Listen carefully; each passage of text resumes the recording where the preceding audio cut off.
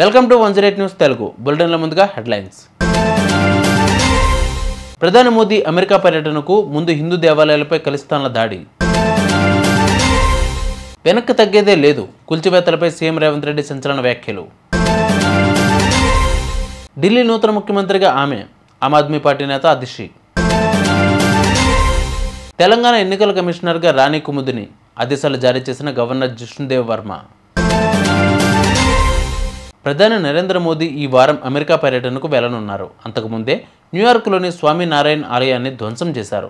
అక్కడి గోడలపై భారతదేశానికి వ్యతిరేకంగా నినాదాలు కూడా వ్రాయబడ్డాయి. ప్రధాని నరేంద్ర మోదీ పర్యటనకు ముందు ఇలాంటి చర్యలు చేపట్టడం ఒక మెసేజ్గా పరిగణించబడుతుంది.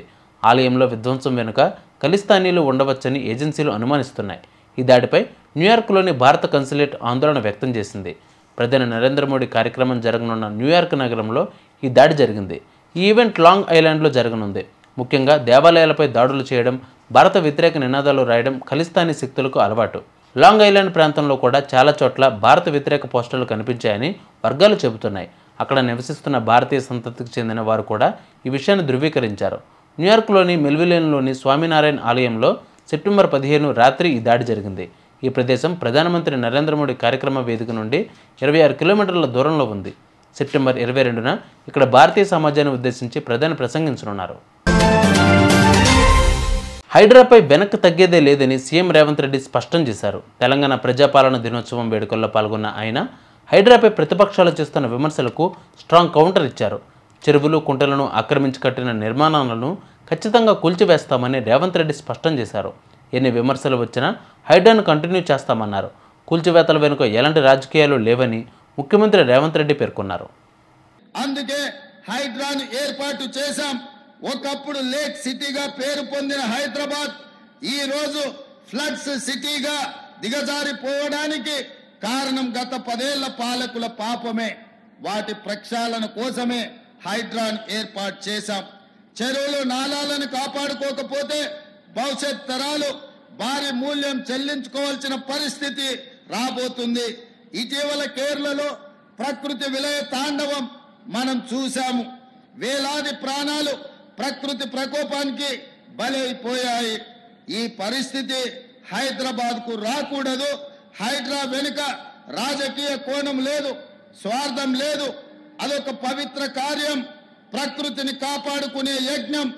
దీనికి ప్రతి ఒక్కరూ సహకరించాలి.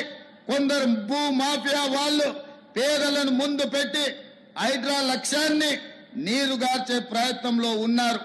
ఎన్ని అడ్డంకులు వచ్చినా హైడ్రా ఆగదు. హైదరాబాద్ భవిష్యత్తుకు హైడ్రా గ్యారంటీ ఇస్తుంది. ఇది నా భరోసా. ప్రజలను సహకరించాల్సిందిగా నేను కోరుకుంటున్నాను. ప్రజా సంక్షేమం విషయంలో కాంగ్రెస్ కు మంచి ట్రాక్ రికార్డు ఉంది. ఢిల్లీ తదుపరి ముఖ్యమంత్రిగా ఆమ్ ఆద్మీ పార్టీ నేత మంత్రి అతిషి ఎన్నికయ్యారు. ఈ మేరకు ఆప్ శాసనసభా పక్ష నేతలు మంగళవారం సమావేశమయ్యారు. ఇందులో కొత్త సీఎంగా అతిషి పేరును ప్రస్తుత ముఖ్యమంత్రి అరవింద్ కేజ్రీవాల్ ప్రతిపాదించారు. ఈ ప్రతిపాదనను ఆప్ ఎమ్మెల్యేలు ఏకగ్రీవంగా ఆమోదించారు. ప్రస్తుతం అతిషి ఆర్థిక, విద్య, పీడబ్ల్యూ, రెవెన్యూ సహా పలు శాఖలలో మంత్రిగా వ్యవహరిస్తున్నారు. తెలంగాణ రాష్ట్ర ఎన్నికల కమిషనర్గా రిటైర్ ఐఏఎస్ అధికారి రాణి కుముదిని నియమితులయ్యారు. ప్రస్తుత కమిషనర్ పాదసారథి పదవీ కాలం ఈ నెల 8వ తేదీతో ముగియనుండడంతో ఆయన స్థానంలో రాణి కుముదిని ప్రభుత్వం నియమించింది. ఈ మేరకు గవర్నర్ జిష్ణుదేవ్ వర్మ ఆదేశాలు జారీ చేశారు. 3 ఏళ్ల పాటు ఆమె ఎస్సీసీగా కొనసాగుతారని ఉత్తర్వుల్లో పేర్కొన్నారు. 1988 బ్యాచ్కు చెందిన కుముదిని కేంద్ర, రాష్ట్ర ప్రభుత్వాల్లో వివిధ హోదాల్లో బాధ్యతలు నిర్వర్తించారు. కేంద్ర సర్వీసుల అనంతరం తెలంగాణ రాష్ట్ర కార్మిక శాఖ ప్రత్యేక ప్రధాన కార్యదర్శిగా విధులు చేపట్టారు.